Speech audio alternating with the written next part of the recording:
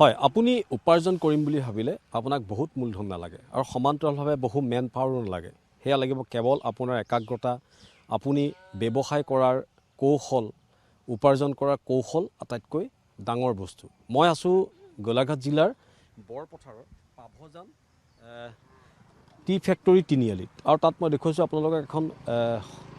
সৰু এখন দোকান দেখুৱাইছোঁ মই আৰু সেই দোকানখনত তিনিগৰাকী মহিলা ইতিমধ্যে ইয়াত কাম কৰি আছে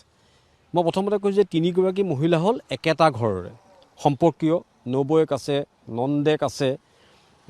ভাই বোৱাৰীয়েক আছে তেনেকৈ সকলোখিনি একেটা ঘৰৰে তেওঁলোকে সিদ্ধান্ত ল'লে যে আমি তিনিগৰাকী মিলি ঘৰত বহি থকাতকৈ দুটকা উপাৰ্জন কৰিবৰ কাৰণে তিনিআলিতে এখন দোকান খোলোঁ আৰু সেই দোকানখনত আপুনি ইয়াত পুৰি চব্জি পাব বইল ডিম পাব অমলেট পাব চানা পাব আৰু অন্যান্য কোল্ড ড্ৰিংকছ পাব পানীৰ বটল পাব চৰ্বত পাব এইখিনি সকলো পাব কিন্তু যিহেতু ইয়াত বিদ্যুতৰ ব্যৱস্থা নাই বিদ্যুৎ সংযোগ কৰা নাই সেইবাবে আইচ বক্সত তেখেতসকলে এনেদৰে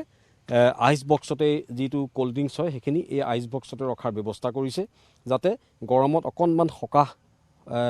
পাব পাৰে তাৰ কাৰণে আইচ বক্সত এনেদৰে এইসমূহ পানীৰ বটল বা ঠাণ্ডা বটলসমূহ শীতল পানীয় বটলসমূহ ইয়াতে ৰাখিছে মই প্ৰথমতে অকণমান তেখেতসকলৰ পৰা জানিবলৈ চেষ্টা কৰিম আপোনালোকক ধন্যবাদ জনাইছোঁ ইমান ধুনীয়াকৈ আপোনালোকে একেঘৰে তিনিগৰাকী মহিলা একগোট হৈ দোকান এখন খুলিছে তিনিআলিত প্ৰথমতে কওকচোন মনলৈ কেনেকৈ আহিলে আপোনালোকে যে ঘৰৰে তিনিগৰাকী মিলি দোকান এখন খুলিম আমি মনলৈ কেনেকৈ আহিলে আমি মানে ঘৰতে এনেই শুই আছিলোঁ গৰমৰ যিহেতু তাৰপিছত একো কৰিব পাৰে মানে তেনেকুৱা ঘৰ যেতিয়া গৰম হৈ থাকে আমি একো কৰিবই নোৱাৰোঁ তেতিয়া আমি ভাবিলোঁ যে তিনিআলিতে আমি যিহেতু গৰমত আছোঁ এই তিনিআলিতে ঠাণ্ডা জেগা হ'ব অকণমান তাতে আমি দোকান এখনকে খোলোঁ তেতিয়া তিনিগৰাকী ক'লোঁ হ'ব তেতিয়া তেনেকৈ মানে আমি ভাবিলোঁ দুদিনৰ পাছতে আমি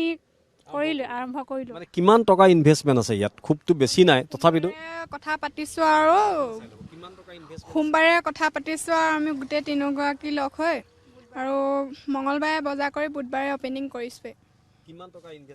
ইনভেষ্টমেণ্ট প্ৰথমে আমি কমকৈ কৰিছোঁ মানে 6,000 মান কৰিছোঁ আৰু 6,000 টকাত আপোনালোকে এখন দোকান তিনিগৰাকী দিব পৰা হ'ল এতিয়ালৈকে কিমান টকা আপোনালোকৰ দৈনিক বিক্ৰী হয় দৈনিক হয় আৰু সৰু সুৰাকৈ নহ'লেও 1,500 2,000 তেনেকৈ গৈছে আৰু মানে দৈনিক 1,500 2,000 টকা আপোনালোকৰ বিক্ৰী হয় হৈছে বৃহস্পতিবাৰ দিনটোত অলপ বেছিকৈ হয় 3,000লৈ অলপ ওপৰত থাকেগৈ আৰু 3,000 টকাৰ ওপৰত বিক্ৰী হৈ যায়